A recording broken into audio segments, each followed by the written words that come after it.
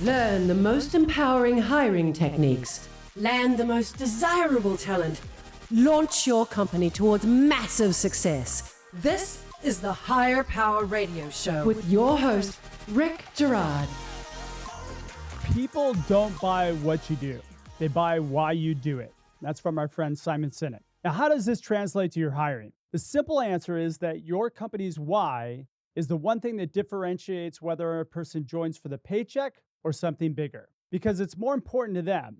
It's the what's in it for me.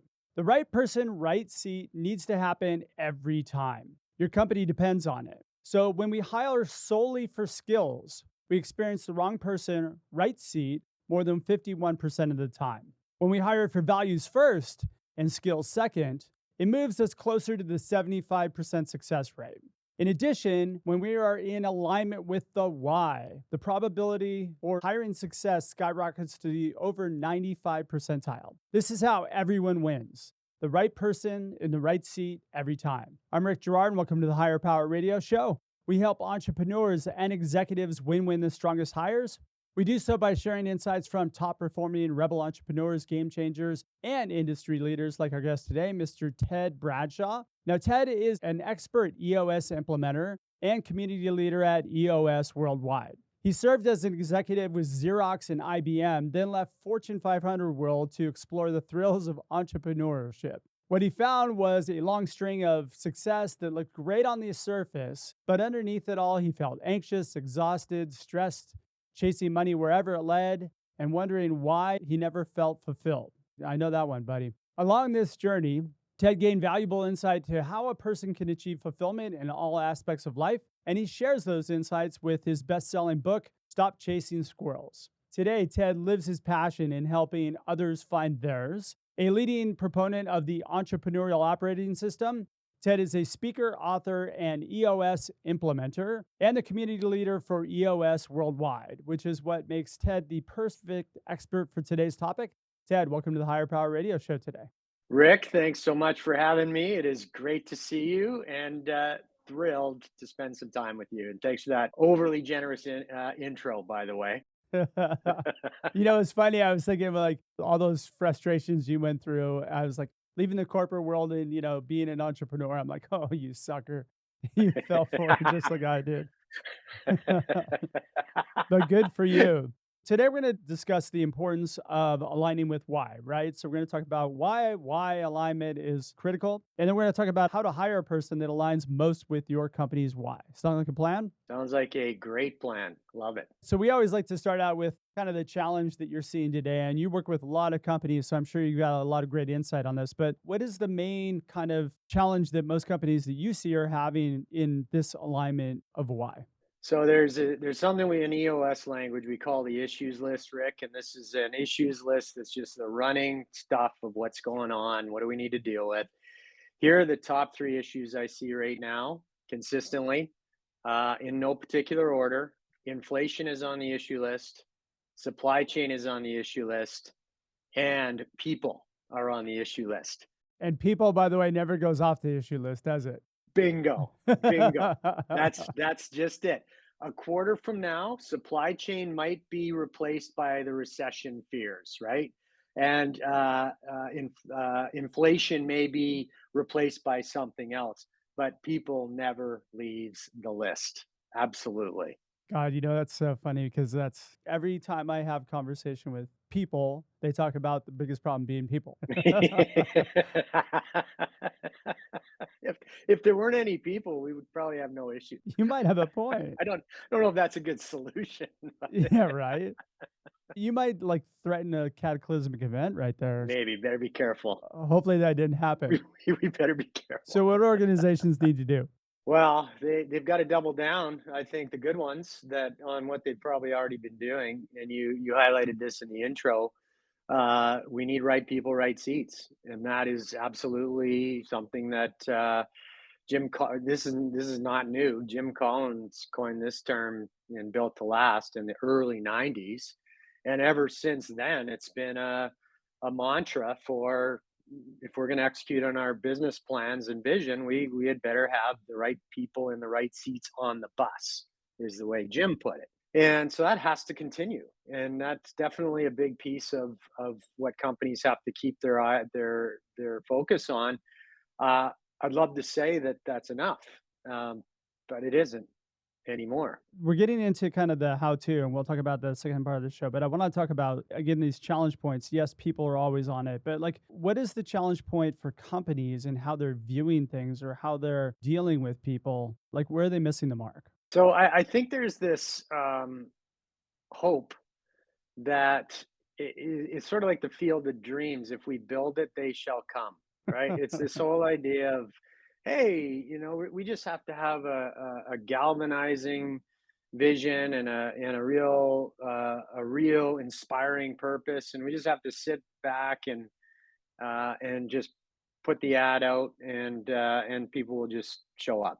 And all these unicorns will just flood our inbox, Yeah, because who wouldn't want to work for us, right? Who right? wouldn't want to work for us? And although this may have been true actually for a good portion of the last, well, really since World War II, and the when all of those baby boomers coming out of World War II really led to unparalleled prosperity, certainly in the West, and now even globally, right? If you start to see some of the different topic, but some of the developing countries starting to also participate.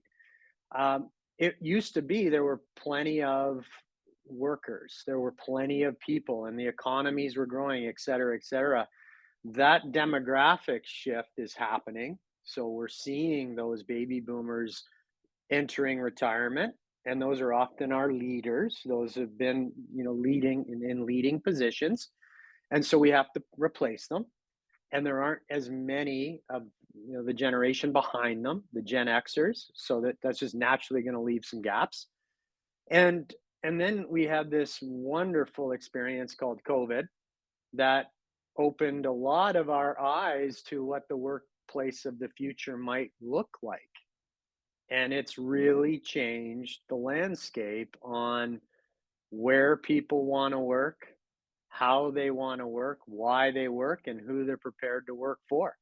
And all of those forces make it challenging to find people, find those unicorns, as you mentioned. What's interesting is that what I've found in our search business is that the why has become way more important than the money. For a lot of people, especially since COVID happened, it's why am I doing this? What's my purpose? And can I do it remotely? Why? Yeah, that's it. Those are kind of exactly. That's what I see too. Yep. Well, I see a lot of companies that are missing the mark on their why, but also I see a lot of companies that are missing the mark on their core values, so to speak. Again, now there's a really good opportunity for us with a lot of the adjustment went on to create a language, to be running the organization in such a way where the values are driving the why.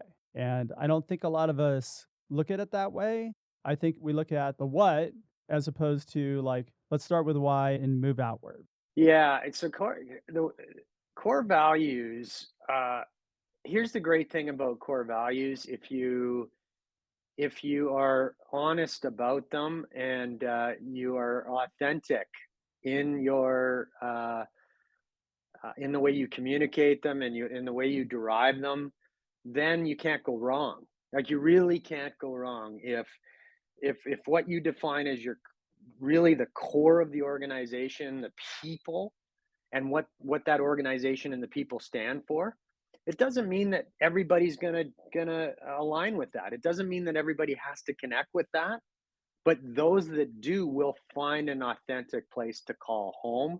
And so definitely we should start with core values and be authentic and true to them. Having core values helps you attract the right people and repel the wrong ones. And that should be your objective whenever you're hiring. You don't want the wrong people getting on the bus. Yeah, yeah, you don't because of all the time, energy, and effort that it takes to hire and to onboard.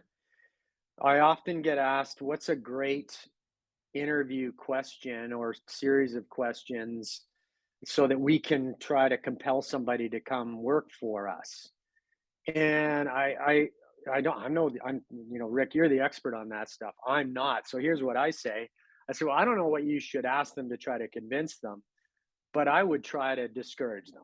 This is what I would try to do, right? I would first 100%. start with Yeah. Your company's not a used car that you're trying to put somebody into. That's, That's the worst thing that you could possibly do. You're listening to the Higher Power Radio Show. Your host, Rick Girard. And for our podcast listeners, we're going to take a quick educational moment from our sponsors. Hi, I'm Cole Napper, host of Directionally Correct, the #1 people analytics podcast in the world. Come check out our podcast that dives deep into topics like people analytics, workforce planning, and talent intelligence, helping leaders across the globe navigate the future of work with insight and a little bit of fun.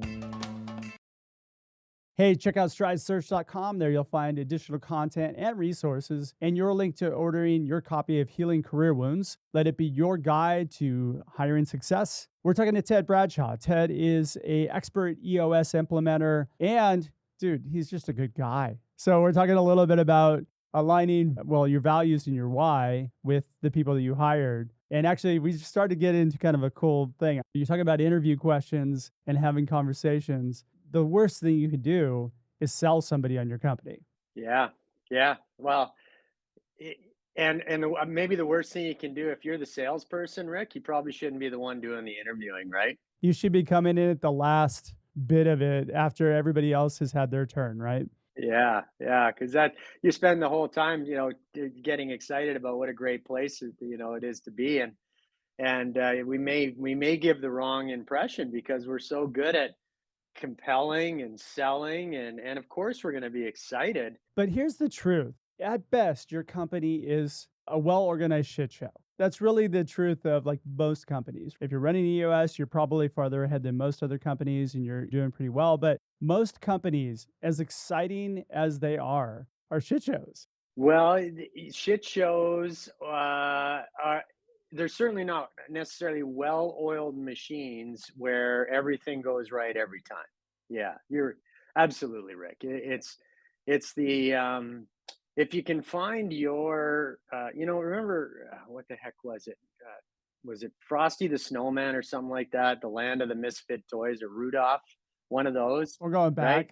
back. It's back, but it's just this land of the misfit toys. It's almost like you find this place where, yeah, things are dysfunctional, things aren't working real perfect, but it's the kind of dysfunction I can get behind. It's the kind of dysfunction I can live with, and embrace. And if we're selling too hard, you might miss that. You miss that point.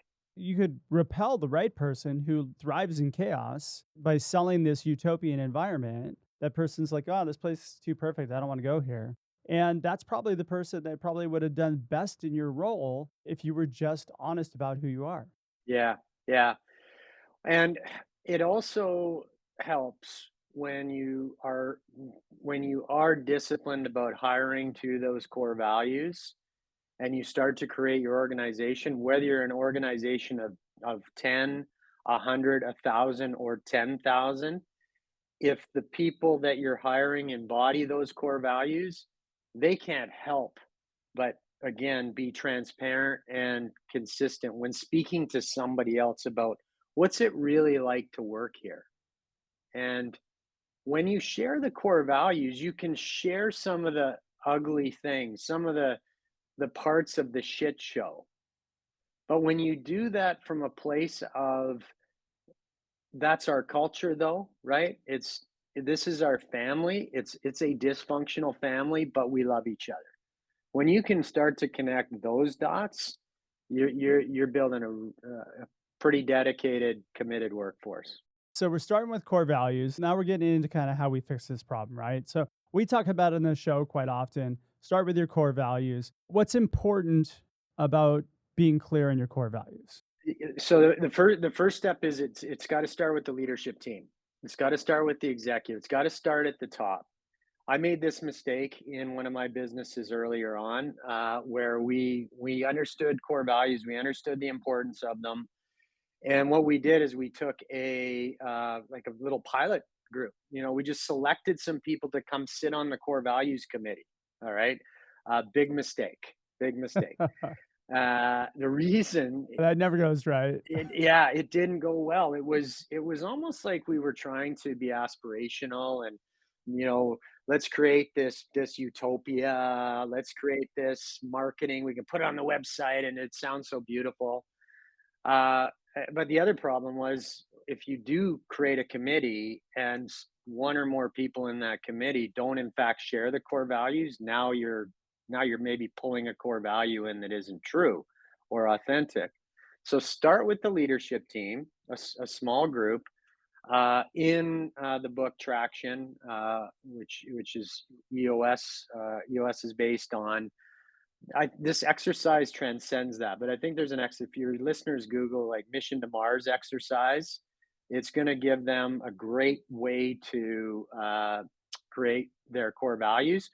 Where essentially you just get your leadership together and you get them to think of people in the organization. So you want to think about others in the company, not in the room. So don't want them in the room because that can pull some biases in, and you just right away take out any discomfort of, oh, I didn't pick Sally, she's going to be pissed off at me because I didn't pick her. So you just say someone outside of the room that you admire, right? Just pick three people that if you were going to war and you needed 100 soldiers, who would your 100 soldiers be?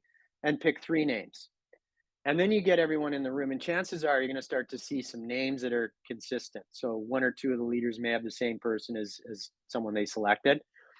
And then you just get a list of what is it that you admire about those people. And you start to create a laundry list of the characteristics and traits of those people.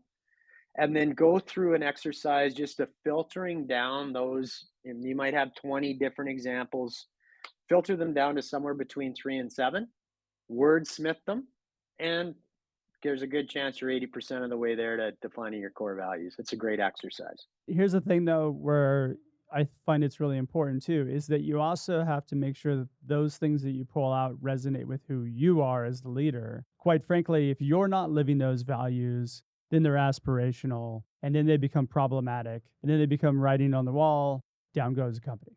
Yeah, that's right. It can't. So there's three core value traps, and I think Patrick Lencioni was one of the thought leaders on this. Aspirational, things that we really aren't, but we'd love to be. Got to watch out for that. Unless you're really interested in instigating a lot of change, could be disruptive.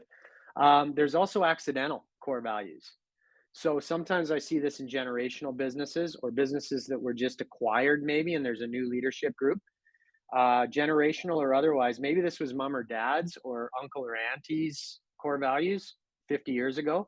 They no longer apply. So we have to watch out for those accidental values. I almost feel like most companies are accidental core values. Like, I mean, you have core values, whether or not you write them down or live them, right? But there is a way in which people act and how things are done within the organization. Those are probably accidental, right? They very well could be, especially if you've got some longstanding employees that remember the good old days, and we haven't really changed or articulated the change. So watch out for that. So there's aspirational, accidental, and then the third is what we call permission to play. These are those you and everybody else, right? Like, don't say you're the hardest working team in the world unless you are the hardest working group in the world, right?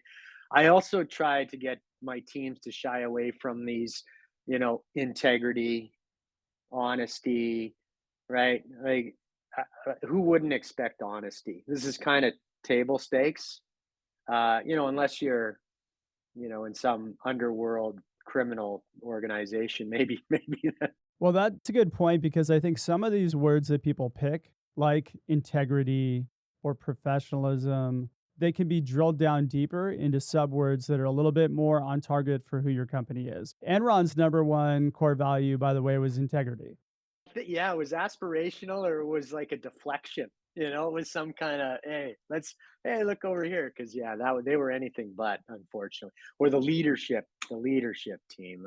Just to be fair there, because a lot of people got hurt from that. You know what I found works really well too is that when you add context as to what that means. So when you say our value is X, how we act to exemplify X is by doing this, this, this, and this. And actually tagging measurables to that core value so that essentially you can say, hey, does Joe live our core value of X? Well, yeah, he does. And here's why. And you could actually point out 3 different ways in which that person does, rather than kind of, well, I don't know, maybe sometimes he does, sometimes they don't. So if you have clear language around it, it becomes much easier for you to evaluate people and score them right on your scorecard or whatever you're using to evaluate them. You absolutely have to be 100. Yeah, you 100% have to explain these.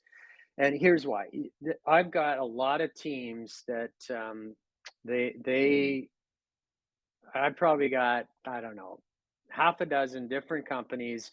Each of them have a core value called do the right thing. So that's their core value, do the right thing. That one's very common, by the way. So you've seen it too. Oh, a million times. It'll mean different things in different companies. And so that's why we absolutely have to say one of our core values is do the right thing.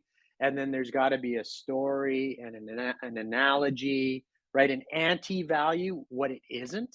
All of these things are stories to help our people understand what we mean by do the right thing, for example. I like that point of the anti value. What it isn't is doing the right thing for ourselves, right? It's doing the right thing for our customers and others, that sort of thing. Yeah, yeah. Well, some believe that they are. They are actually embodying that core value, and they believe they are, exemplifying it. The behaviors are supporting it.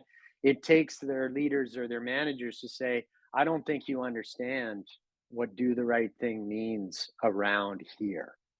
And we just have to be really clear. And we have to give them examples too. This is where I see a failure of leadership, where we just sort of say, hey, that's not do the right thing, smarten up. And that's right. Okay. What do you mean? What do you mean? I thought it was do the right thing. What you have to say, look, this is why that's not doing the right thing. This and really get specific with them so that they understand it. And then at the same time, we have to reward as well. Right? We have to encourage that when we see something that is aligned with the core value, we've got to let them know that was a great example of do the right thing. Keep it up. You see, one of ours is actually dig deeper, and we've differentiated that you want to go 5 levels under, right? So if you're not going 5 levels deep, you're not going deep enough. Ah, okay. Yeah. Yeah. I love it. I love it. In my mind, you can't understand things unless you really go underneath the hood and you go into the guts of the engine and figure out what's going on. Where are the real problems lying as opposed to where do we think that they lie? Just based on our own experience, right? Yeah. The symptoms. The symptoms. Yeah, I had a friend that used to say to me, it was prescription before diagnosis is malpractice. I like that. And that's what a sales call is most of the time too, right? Like we've got this great product and, or hey, you should come work for my company. We got this great company. We're doing this, you know what I mean? So it feels like a sales call and it's really malpractice. Right. Yeah. Yeah, it is. And we're actually not helping ourselves and we're not helping the job seeker. Right? It it really it it really has to be we have to be prepared. We do have to be prepared to go without for a while, to take our time rather than just filling a seat because it's empty. Well, that's the thing that kills us. I've got this open seat. I need to get it filled quickly. And a lot of times things get circumvented. Like, let's just fast track this role, get the seat filled so we have somebody doing the work and we don't have that gap. We don't lose more people. But bringing in the wrong person kind of creates more conflict, which perpetuates you losing other people, which kind of creates this vicious cycle. Taking your time is definitely critical here. It is. The values piece really, really strong. So what's the next step in actually connecting this to somebody else's why so that they see it, we see it, and it becomes a good fit? So I would say at the base level of this, we use the right seat uh, analogy. Okay, so the right seat on the bus. So what does that seat on the bus look like? Well, this is the organizational chart, or as we call it in EOS, the accountability chart. So we want to get really clear. If I'm heading up the finance department and I'm accountable for certain things, then I realize I need a team to help me deliver on what I'm accountable for. I should take a look at, well, how many people do I need? And let's say it's 3 or 4 people. I've got to really get clear on, well, what's the definition of the roles for each of those seats? So Doesn't have to be a prolonged job description at this stage. It's just a simple, 3 to 5 accountabilities or roles. What do I need? So we got to start there because we got to set the expectation of what does this seat look like. Now, when we've attracted people to the organization and we're ready to bring them in, we're comfortable that they're going to be a core value fit. We want to assess them against the seat. And the seat, those accountabilities, we just do they have the skill set to do it? Do they have the experience to do it? Do they actually want to do it? All right. So these are all questions that are important for us to ask. EOS language we use for this is GWC. When you look at the roles, do they get it? Do the neurons connect? Do they understand the ins and the outs? Do they want to do the job? And do they have the capabilities? So skill, experience, training, etc. Now, what if we're in great shape, then we find somebody that fits that seat like a glove, and that's wonderful when that happens. And that happens more often than you think when you put diligence into it, when you actually take your time doing it. You do have to take your time, yes. Now here's the little, and I'm going to come back to what happens what happens later. Let's say what happens if you can't find them right away and they need to be trained or developed. We're going to talk about that. Or what happens when they're in that right seat, but there's changes because the organization's changing so quickly or the market's changing so quickly, and we need to develop our people, or maybe there's a slight change to the seat, so the GWC isn't there, quite fitting like that puzzle piece. So I want to come back to that. But before we go there, just to address what you asked about, how do we connect the why? This is where I think the next step in right people, right seats connected to the organization's why. So you cited Simon Sinek at the beginning, and Simon, he popularized this start with why, and he used Apple as the example. So if any of your listeners want to go YouTube it, they'll find it. It's probably his most popular. And it was pretty cool because it's well, why is Apple computers so important, like so successful? Is it because they know how to make computers? Is it, because of the basic things? And he really opened our eyes to no, it's why they do what they do that makes them so special. So it got organizations thinking about their why and how does that apply to the market? How does that apply to their customers? How does that apply to what they want to do? What mark do they want to make in the world? And that's all good stuff. In EOS, we call that a core focus. Many organizations will call it a mission statement or a vision statement or something like that. What's important, though, now is to review that mission, review that core focus, and ask the question, where do our people fit into this mission? But even before you have people, getting people on board, and I think it's really important that we understand what their why is as well. You need to understand what a person's why is before you even make the hire to ensure that, hey, we're in alignment here. If that person meshes with the mission of the company, the purpose, and their why is to work in a point where they're positioned well for your organization, what they want is what you offer. Boy, that's so powerful. Yeah. So there's I think if we really get to dig deeper here, okay, if we dig deeper here, we start to see that the why of the organization is important, and it's important for our people to align with it and care about it. But we also have to realize that it's not going to be the end all and be all for them because they have a lot of other things going on in their lives. Wise change. And wise change, exactly. This is where the importance of helping our people understand their why takes us to the next level of engagement. I think it takes us to the next level of development.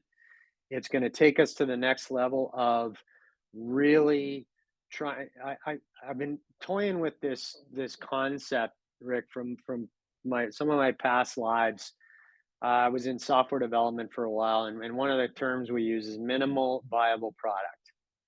And minimal viable product is just simply don't try to make your product perfect. Let's get it out there. Let's test it. Let's see what works, doesn't work. And then you iterate and you make changes on the fly. Well, that works for software development, maybe other types of development. What we're not wanting is minimal viable person or minimal viable people, right? I would challenge that argument. If you think about it, most startup companies that are software companies fail. So if you're building an MVP and that works, then would more software companies succeed? I don't know. I'm just saying. Okay. All right. Well, it might be me. I think with one of my businesses, we didn't iterate fast enough. We were waiting for too much perfection, and that it was kind of slow for us to change. But different podcast or a different topic for your podcast.